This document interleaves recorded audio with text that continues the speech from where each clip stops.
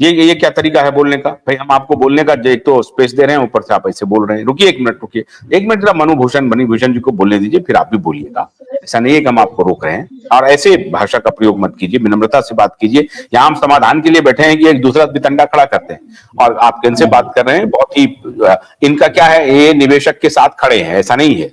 निवेशक और एजेंट और सबके साथ खड़े हैं, ऐसा नहीं है। मणिभूषण बात हो रहा है सर। हाँ बोले सर। सर हम यही कहेंगे सर, आपके चैनल से ही बोलेंगे सर, सबको सर्टिफिकेट मिला है, उसको होलोग्राम लगा हुआ है, मोहर मरा हुआ है, वो सर्टिफिकेट नकली कैसे हो जाएगा? आज पैसा देने की बारी आई, आज पैसा देने की बारी आई तो नकली हो गया, डिस्पेंसी हो गया, आईडी कैंसिल हो गया।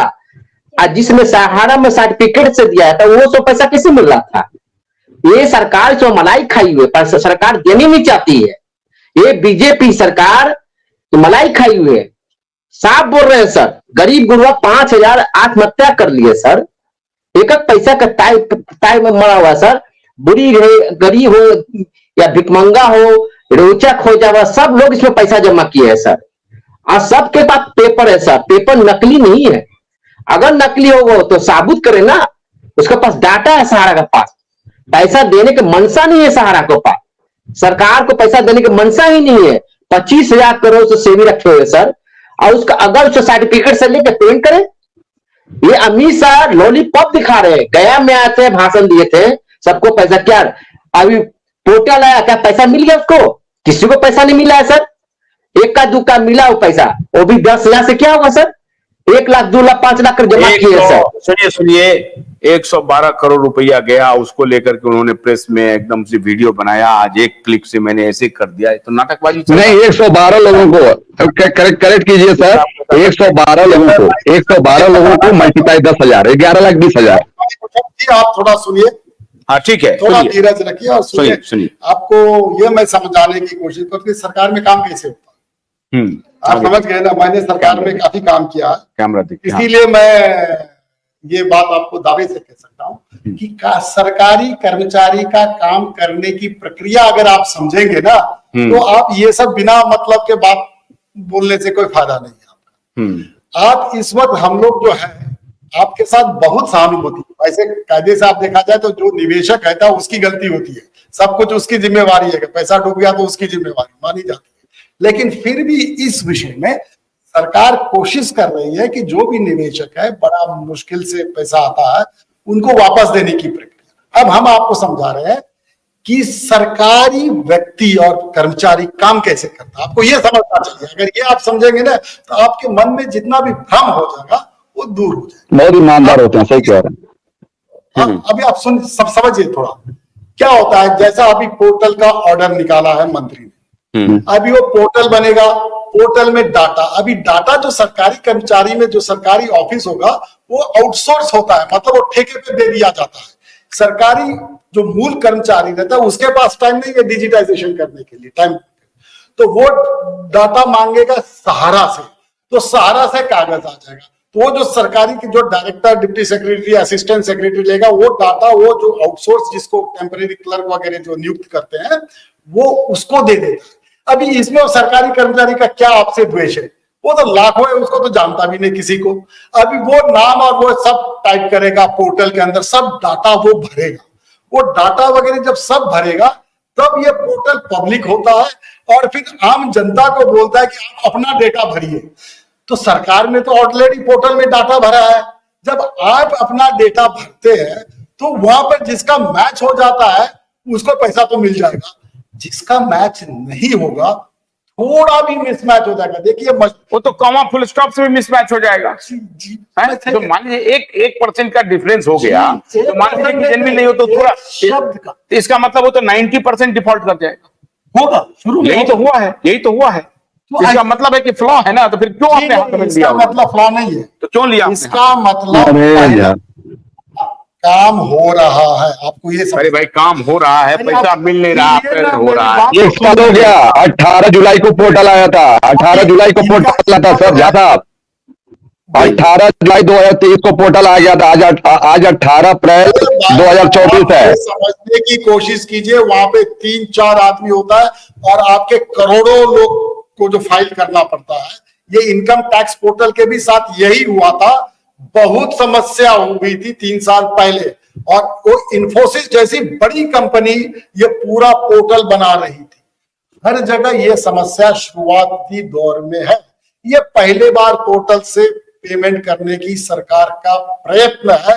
जो कितना देगी? ब्याज सहित पैसा देगी कि मूलधन देगी, क्या देगी आप बताइए? अभी तो एमओ वैली बिकी भी नहीं है, अभी तो बस घुमाया जा रहा है। नहीं, आप ये घास आप ये बताइए, आप निवेशकों के साथ हैं कि सरकार के साथ हैं? आपकी बात निवेशक के साथ नहीं तो मैं अपना समय यहाँ व्यक्त नहीं करूंगा। नहीं, देखिए ये नियत पर सवाल क्यों उठा रहे हैं आप? नियत पर सवाल मत उठाइए।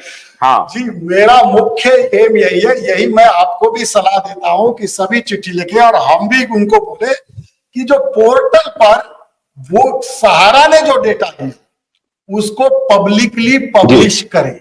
अभी पब्लिश करें वो, आप अपना पोर्टल, जैसा कोई रिजल्ट निकलता है ना, आपने 10th एग्जामिनेशन दिया होगा, 12th एग्जामिनेशन दिया होगा, अपना मार्कशीट देखते हैं ना ऑनलाइन में, वैसा ही सरकार सभी निवेशकों का नाम उस पे छापे और हर निवेशक देखे कि उसका नाम है या नहीं है।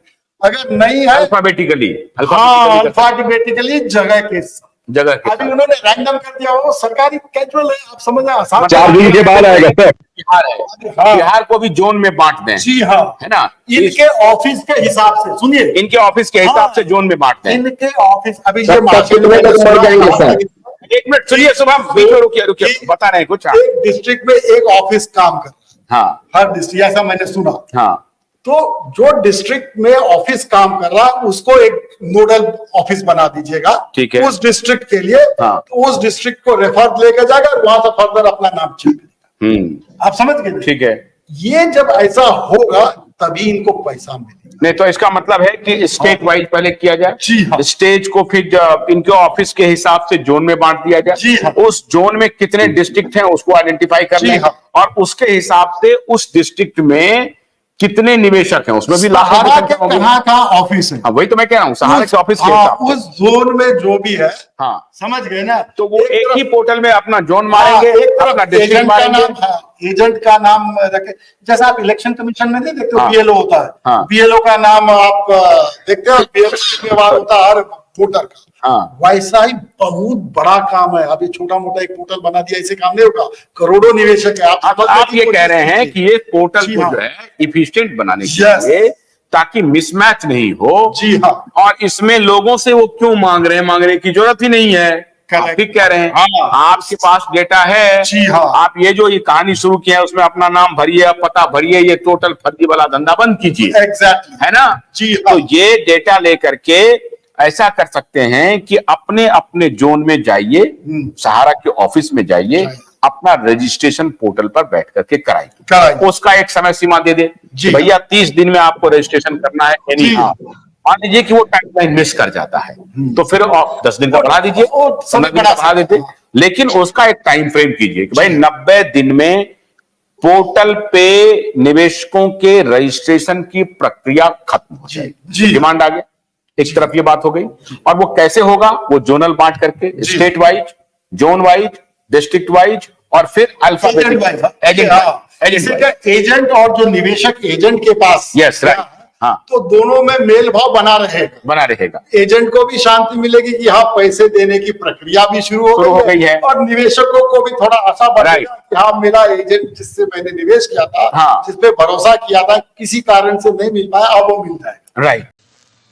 भोलानाथ के 2-in-1 बैटरी ऑपरेटेड हार्वेस्टर कम ब्रश कटर के साथ ट्रॉली अतिरिक्त लागत पर उपलब्ध है।